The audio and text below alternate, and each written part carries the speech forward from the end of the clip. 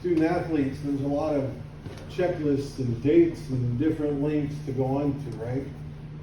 Understand that some of you guys are sitting there like, okay, I'll kind of figure it out as I move along.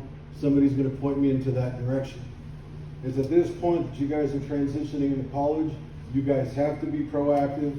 My suggestion is compartmentalize everything. Everything from, okay, this is what I need to do financial aid wise.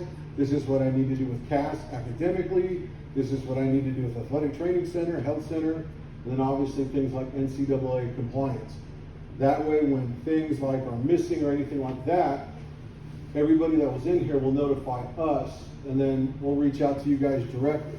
And if you guys know the answer, if you guys know what step you are in the process, it makes everything that much easier, okay? So just a suggestion, so that way the transition is smoother. So like Coach said, speaking for Jessica Purcell, she's in charge of our NCAA compliance, okay? The purpose of this talk is to make sure that you guys understand this timeline, because it's kind of a different animal than everything else. As far as this timeline goes, in June, you guys are going to receive an email from NCAA Compliance.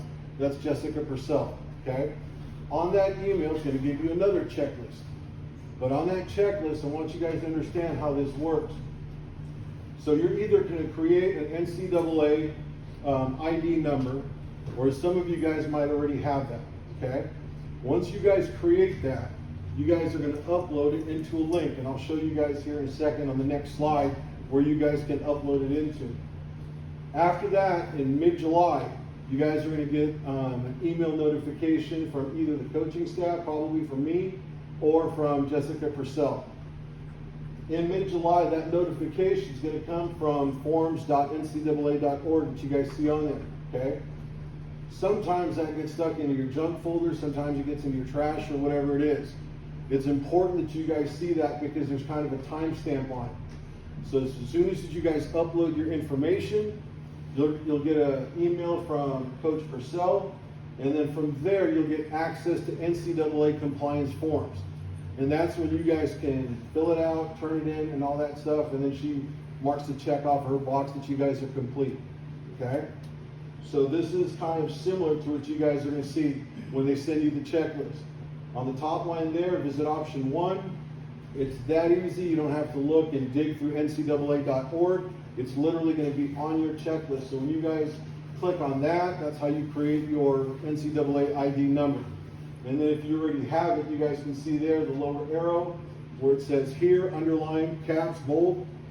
Click on that, and then that's why, or right when you guys click on that, it's going to notify our NCAA compliance director.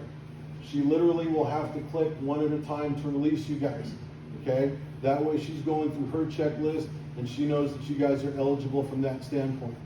And then from there, that's when you'll get the email from ncaa.org, and that's when you guys will have forms, complete it, and then submit it as soon as possible.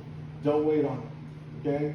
There's nothing worse than us going through stretch and then somebody walking out with a list saying, Coach, these student athletes are not clear. So make sure you guys take care of business, just as long as with all the other checklists that you guys have to go through. Make sense?